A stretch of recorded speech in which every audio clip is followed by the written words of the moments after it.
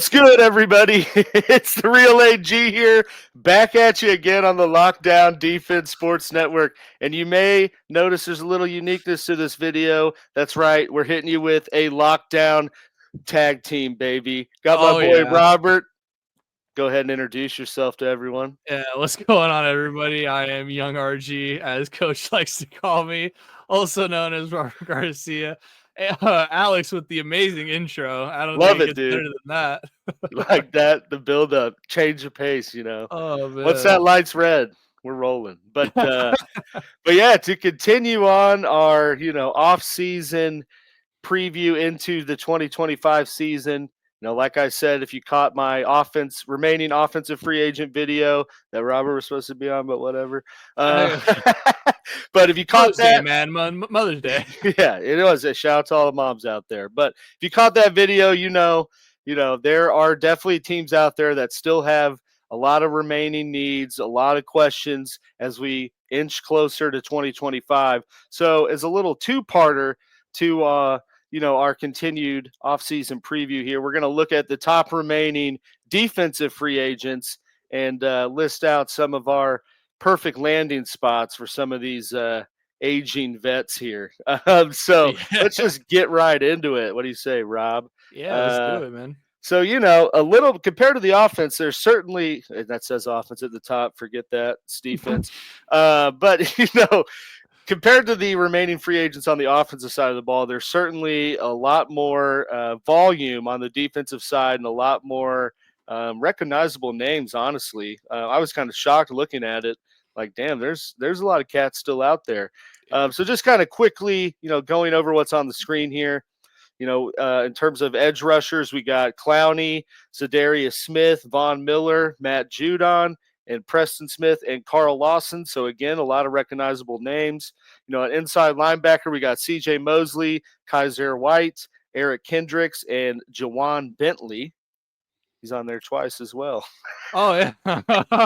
Double Jawan Bentley, dude. Double Bentley.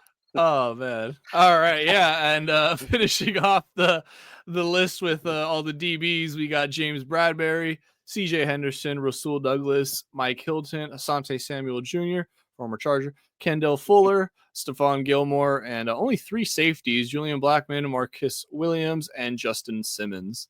Yeah, man. But again, I mean, it's a lot of name recognition here. Yeah, a lot of starting talent still left. Yeah, but I suppose that's why they call the NFL not for long, right? Yeah. But even with some of these aging guys that might be fizzling out, I think there's still certainly some guys out there that have a pretty perfect landing spot in terms of what teams need. So, RG, why don't you kick us off, man? What's your first perfect landing spot for that list? So my first perfect landing spot is a former Charger. Shocker. I'm going to go with Kaiser White, and I think the perfect landing spot for him would be the Baltimore Ravens. I think they still could use a little bit of linebacker help, and he is kind of like that, linebacker slash DB, hybrid. That's kind of what he was coming out of college. He turned more so into a linebacker as he, progressed through the NFL, but he definitely still kind of has that, hybrid safety mentality, you can say. He's got great instincts. I think Zach Orr, the DC for Baltimore, would have an absolute thrill of a time coaching him just because of his versatility. He had 137 combined tackles last season, which, I mean, is crazy to think that, that kind of production is still available. But that also just goes to show just how talented this draft class was. And I think a lot of GMs, acknowledge that just in terms of how many of these free agents are still unsigned. And for what it's worth, he's not much of a pass rusher, but he had a career high 2.5 sacks last season. I just think, putting him in certain packages, certain looks, and especially given what, the D-line they have there in Baltimore, I think this would just be a home run pick for them this late in quote-unquote free agency or in the offseason. So, yeah, I'd go Kaiser White to the Ravens. Yeah, that's a damn near perfect pairing, right? Stud Yeah, athletic linebacker to Baltimore. to Shocker, Baltimore. right? Yeah. Yep. But continuing on the trend and sort of that position group a little bit, my first perfect landing spot, and it is a little bit of low hanging fruit. I guess I'll concede to that because it's basically returning where he was. But that's Zadarius Smith. Going back to Detroit. The Trois. I know I talked in all of our pre-draft coverage. Obviously the injury to Hutchinson, kind of hampered Yeah. their probably already rapidly closing Super Bowl window. But we saw them, in the emergency situation of losing Hutch, trade for Zadarius Smith. He came in and was pretty productive. And then, looking at what they did in the draft, they didn't really address edge rusher very early, if at all. I can't really recall. I know their early picks Yeah. did not seem to indicate they thought they had an issue there, but Nope. I think they do, and it would help, as a team that's aspiring to get back to that NFC Championship or ultimately the Super Bowl. They need to bolster their edge rushing. You look at Smith, certainly on the older side, but he still has that upside of creating edge pressure. Coming in that emergency situation, you saw him have 40 pressures and a 21.5% pass rush win rate. And I would note, that was after Hutchinson and Marcus Davenport, their top two edge rushers were injured. So he was Wow. basically the guy and was pretty much producing. So to me, it makes a perfect sense, win-win scenario. They know what they're getting. He's returning to that system where he already produced, and you're going to have those other guys back and healthy. Perfect pairing to just bolster everything in the edge rush room for Detroit. For the Trois. I like that one a lot. Yeah, I mean, I think it's no doubt about it. Detroit needs, or sorry, Detroit needs edge rushing presence bad. I mean, you already mentioned it when Hutchinson went out last year. It reared its ugly head just how lack of depth they have Right. at that position. So yeah, definitely love that one. I also, for my next one, have a reunion. It's not a exact reunion in terms of going back to the team he was with last season, but he will be going back with the team that he began his career with. I got Von Miller returning to Denver. I think this is just, I hate to say it as a Charger fan, and you hate to hear it as a Chiefs fan, but this just makes all the sense in the world. Like, it's just Absolutely. another pass rusher that Denver can absolutely use. Sean Payton, I mean, having somebody of his caliber, I don't want to say talent because obviously he's insanely talented. He's just a lot older, Yeah. but somebody of Von Miller's caliber on that defensive line. And just the fact that it's Von Miller and he was a Super Bowl MVP with you the last time you guys went to the Super Bowl. So I think it's just everything around it fits perfectly. He had 6 sacks last season. So he can still produce. He may not be able to produce at that once elite level, but I think just having him as a rotational guy, I mean, bringing him in fresh on third downs, third and longs, things like that. Just again, having somebody in that room for injuries and things like that. I mean, I think it just makes all the sense in the world, and they could definitely bring him back for like super cheap. Oh yeah, and I mean, yeah. As much as you and I both would hate to admit it, it is a perfect pairing. And honestly, looking at that 2015 run, I would almost compare that move being like when they brought DeMarcus Ware in, right? And Yeah, everyone thought he was. It's just kind of the inverse of it a little bit, but or I guess a full circle moment there. yeah, yeah, But exactly. Yep. and Vaughn was a young buck, and now he's the DeMarcus Ware. The But cycle ultimately, continues. still productive nonetheless, and helped them, do what they did. I'm not going to mention what they won because f them, but but it is a good pairing. I think that makes this way too much sense. So Broncos fans, you heard it from young RG. Dust off the Von Miller 56 jersey. He's coming back. It's coming back. But yeah, moving on. We are going to move out of the LB edge rusher group for my second perfect landing spot here. And this one may hit a little close to home for young Roberto. Oh snap! Who's That's coming? a former Charger. No, I mean, former Oh, Charger. Asante Samuel Jr. going to the Miami Dolphins. I think that is just a that would match hurt. made in heaven. Again, kind of like Detroit, I should be Aw. consistent with that. Looking at Miami into our pre-draft coverage, I talked about, they needed to bolster their secondary. Really, the only guy they have is Jalen Ramsey, and I'm going to list the other corners, and you're going to be like, who, here in a minute, but it's just going to help further evidence this fact here, but they needed to bolster their secondary. That was pre-draft, and then leading into the draft, there was news that them and Jalen Ramsey had agreed to explore potential trade. So now the whole village is on fire, so to speak.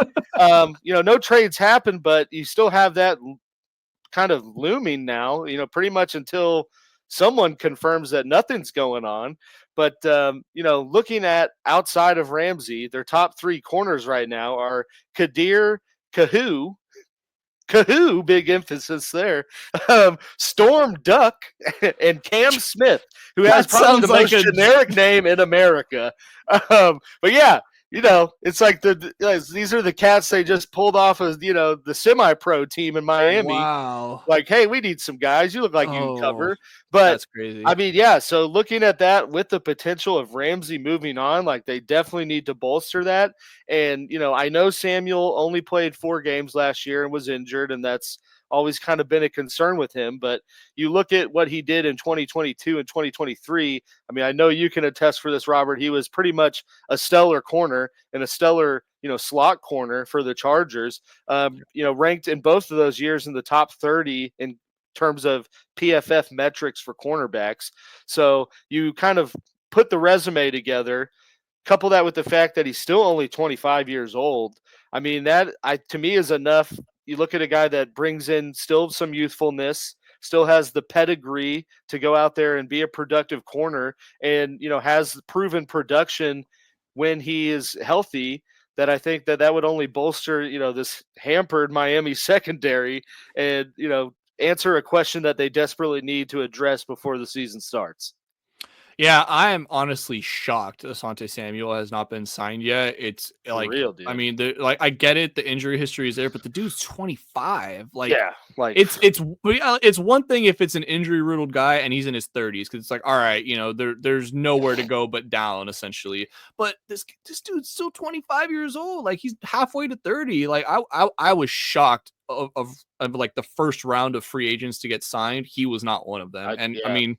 To still be available this late, and like you mentioned, the Dolphins desperately need a corner. I mean, O-line and corner and D-line were pretty much their 3 biggest needs going into the draft. They addressed the trenches, which I applaud because that's generally where you want to build out from. But yeah, I mean, a hot young corner like that available on the market, and you could again get him for super cheap because we're so late into the offseason. Yeah, that sounds like a no-brainer. It's that damn Samuel, dude. He's so hot right now. Yeah. Oh, man.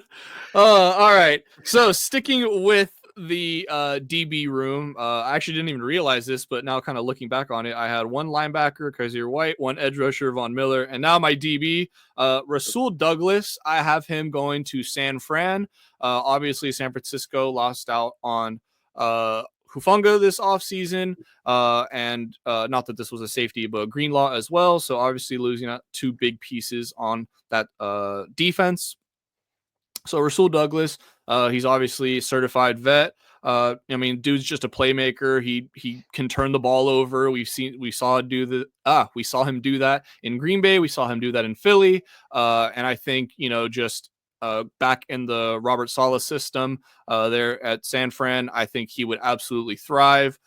He's played at least 14 games in the last 4 seasons, so a little bit of reliability there at that position.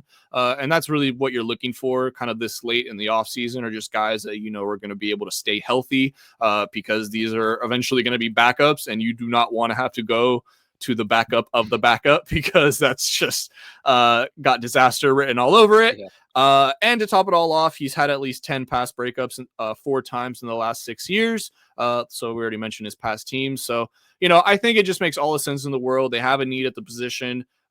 He's a reliable guy who's going to give you at least 14 games a year. And he produces for what he is and for what you're signing him for. So I think it just makes all the sense in the world. I especially love the pairing of Robert Saleh coming back to the Niners. So yeah, I think this would be a slam dunk for them. Yeah, I absolutely agree. Honestly, looking at these pending free agents and landing spots, there was a few secondary players I considered for the 49ers, because they definitely have that need. Lost Ward, Oh yeah, I didn't. Jimmy Ward. Lost Funk. I mean, they have a lot of Yeah. questions that need to be answered on the defensive side of the ball. So I expect to see some moves, and I agree. Rasul Douglas is a perfect pairing for them, and just gives them that veteran presence they are desperately going to need over there. Yeah, Because without the skills and athleticism, you need the instincts, and that only comes with reps. So, yeah, I mean they're supposed to be paying Purdy this offseason too, so they can't afford to go after this high end talent. They got to go for these. They got to stay in the window. Yeah, exactly. Somehow, some way, they got to keep that thing open. I don't know how they'll do it, but it's gonna be a hell of a ride. I can tell you that. Yeah, definitely. And to wrap up our best landing spots for these remaining defensive free agents, staying in the secondary realm here, ironically, another one of a pairing that to me just makes way too much sense. That is the aging ball hawking Justin Simmons, safety, going to Philly. And I'll tell you why it makes too much sense. First and foremost, just, he is on the older side of his career, but dude can still absolutely create turnovers in the safety spot. Looking at his career as a whole up to this point, he's a 2-time Pro Bowler, 4-time second team AP All Pro. So, he has been productive. Obviously, that was all in Denver.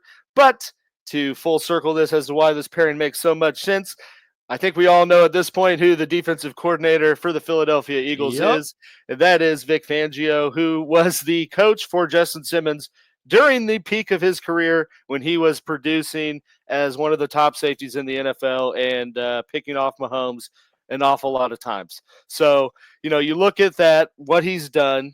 I know he had a little bit of a down year in Atlanta, but still, produced turnovers and was productive for them.